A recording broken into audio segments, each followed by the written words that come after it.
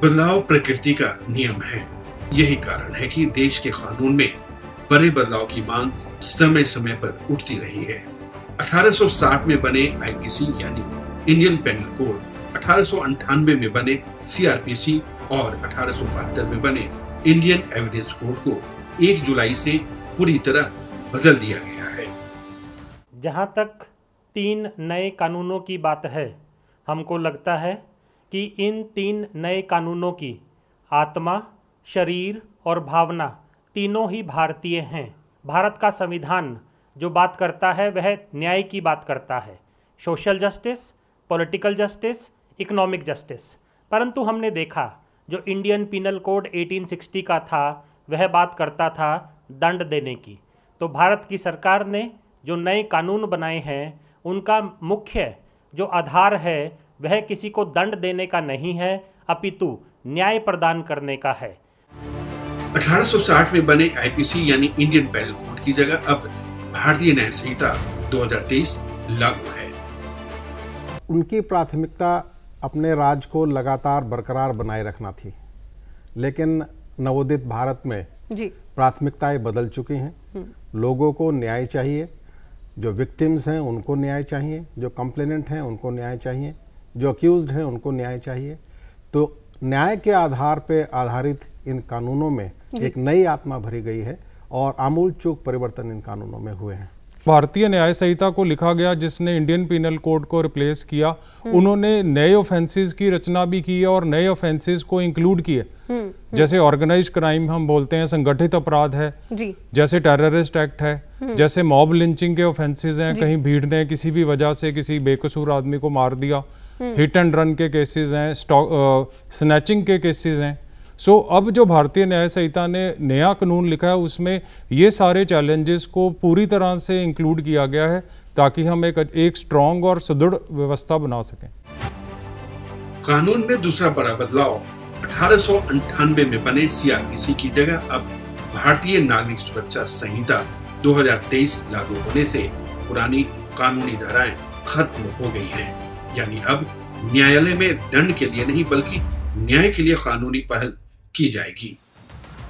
ये जो colonial hangover था कानून को लेके, सरकार ने एक बहुत अच्छा कदम उठाया कि इसको हमने बदलने की कोशिश की है। जितने भी पुराने जो लॉ था, जो पुराने जितने भी सेक्शंस थे उनको ख़त्म करके आज के समय की, आज की ज़रूरत के अनुसार जो है इन कानूनों को लाया गया है। तो ये एक बहुत ही ज़रूरी कदम था जो आज के लिए हमें चाहिए था।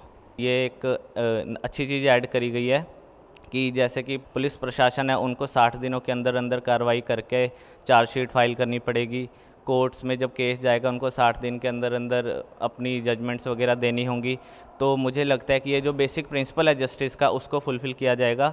जो नए लॉज आए हैं 1 जुलाई से इंडिया में वो बहुत ही नए हैं and it's a very good initiative by the government of India.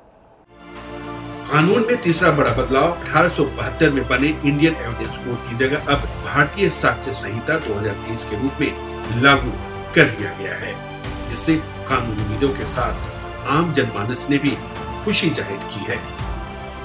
पहले अपने ही पुलिस स्टेशन में जाके आपको एफआईआर दर्ज करानी होती थी जहां पे वो घटना घटित हुई होती थी, लेकिन अब इन दोनों अवधारणाओं को बदल के ये संभव कर दिया गया है कि इलेक्ट्रॉनिक माध्यम से और कहीं भी आप वो एफआईआर दर्ज करा सकते हैं। तो ये बहुत बड़ा कदम है इन केसेस की रिपोर्टिंग और अच्छी इन्वेस्टिगेशन और बाद में इन ट्रायल्स में सजा भी हो सके अपराधी को, ताकि ये गलत मैसेज ना जाए कि आपने किसी का जीवन बर्बाद कर दिया और आप बड़े आराम से रह रहे हैं। मेरी नज़र में ये बहुत ही प्रोग्रेसिव स्टेप है, क्योंकि जो हमारे इंडियन पिनल कोड में जितने भी प्रोविजंस थे वो काफ़ी पुराने 100 साल पुराने लॉज थे और आजकल जैसे कि हम देख रहे हैं विमेन के अगेंस्ट काफ़ी ज़्यादा क्राइम बढ़ रहे हैं और जितने भी पनिशमेंट्स थे वो बहुत ही कम थे।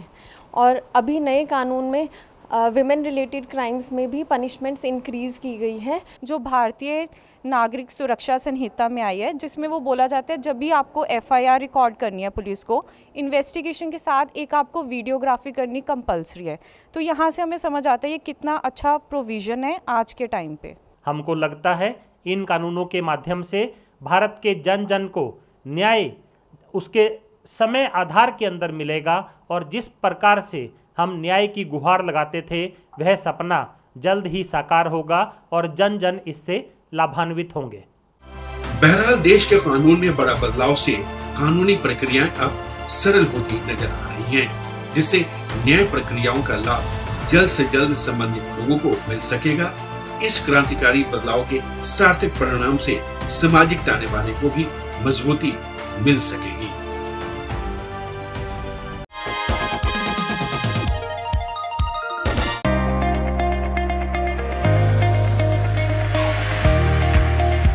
राजभाषा कार्यान्वयन समिति की बैठक का आयोजन पिछले दिनों चंडीगढ़ जुडिशियल अकादमी सेक्टर 43 में किया गया।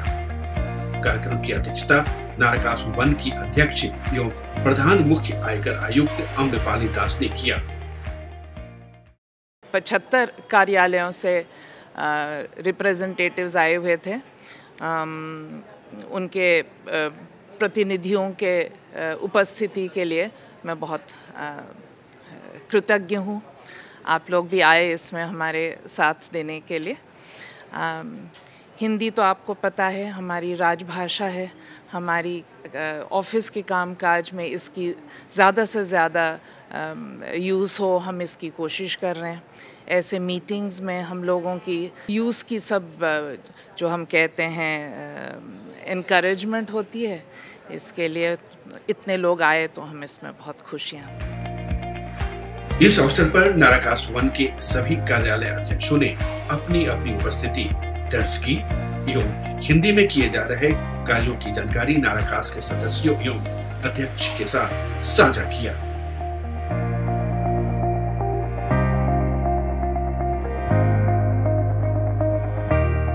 इस आयोजन में पिछली बैठक में लिए गए निर्णयों के कार्यान्वयन की समीक्षा की गई एवं सदस्य कार्यालयों से प्राप्त रिपोर्टों को साझा भी किया गया। राजभाषा विभाग द्वारा वर्ष 2024 एवं 25 के लिए निर्धारित लक्ष्यों की प्राप्ति पर विचार विमर्श भी किया गया। सभी सदस्य कार्यालयों से जो यहाँ छमाही रिपोर्ट प्राप्त हुई, जो उसकी समीक्षा करने पर ये सामने आया कि अब अधिकांश कार्यालयों में हिंदी में 90% और उससे अधिक मौलिक कामकाज हो रहा है। हिंदी में टिप्पणियाँ 50% से अधिक टिप्पणियाँ लोग हिंदी में लिख रहे हैं। कई कार्यालयों में तो हिंदी टिप्पणियाँ पूरी तरह से लिखी जा रही हैं और ई ऑफिस में भी हिंदी में टिप्पणियों का प्रतिशत बहुत बढ़ा है।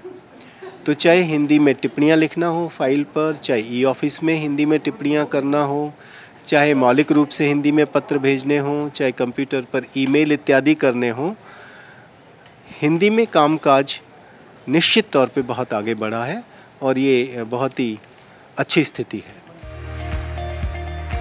दूरदर्शन एवं आकाशवाणी की तरफ से उप महानिदेशक कश्मीर सिंह के नेतृत्व में राजभाषा हिंदी में किए जा रहे कार्यों की प्रगति रिपोर्ट प्रस्तुत की गई। बैठक हुई है, उसमें हमें 75 कार्यालयों की रिपोर्ट आई थी, जिनमें से 74 कार्यालयों की मुझे 3 जुलाई तक मिल गई थी। तो उनकी समीक्षा आज की बैठक में प्रस्तुत की गई और पाया गया कि स्थिति में बहुत सुधार हुआ है। हमारे 43 से 45 सदस्य कार्यालयों में 90% से लेकर 100% तक कार्य हिंदी में हो रहा है। सबसे पहले तो मैं दूरदर्शन का ही नाम लेना चाहूँगी। दूरदर्शन में 100% काम हो रहा है। हम उनके निदेशक हैं सुमित गोयल जी, उनकी अध्यक्षता में, वो खुद भी बहुत इसमें दिलचस्पी लेते हैं।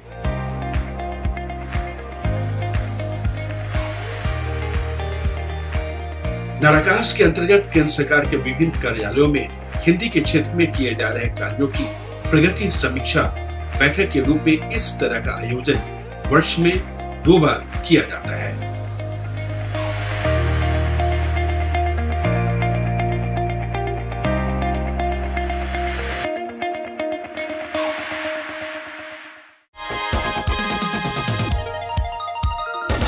परेश बाबू के घर में भी इनका काफी सम्मान है, पर वरदा सुंदरी की नजर में पानू बाबू केवल स्कूल मास्टर ही हैं, जो उनकी बेटियों की बराबरी नहीं कर सकते। पर हाँ, सुचरिता के साथ पानू बाबू का विवाह का संवाद हवा में उड़ रहा है। पिछले दिनों टैगोर थिएटर में सामाजिक ताने बाने पर आधारित नाटक भ्रम दोष का मंचन किया गया। मैं गौर मोहन एक कुसंस्कारी हिंदू फिर मैं उसी कुसंस्कारी का प्राण प्रिय बंधु विनय भूषण। आइए बैठिए। तुम्हारा परेश बाबू के वहां आना जाना शुरू हो गया है, बताया नहीं? इसमें बताने वाला कुछ था ही नहीं। मैं उस दिन उनके वहां पहली बार गया था। घुस तो गए हो, निकल पाओगे? भ्रमदोष का लेखन अल्बर्ट कैम्प्स एवं उमेश कांत के निर्देशन को दर्शकों ने भरपूर सराहा। ओ बेटा, किसी के मन के उथल पुथल का मजाक नहीं उड़ाते। चल बिना, खाना तैयार है। सामाजिक ताने बाने पर आधारित इस नाटक में कार्यरत न सिर्फ कलाकारों को सराहा गया, बल्कि चंडीगढ़ में थिएटर के प्रति लोगों के रुझान को एक सकारात्मक संकेत के रूप में देखा जा रहा है।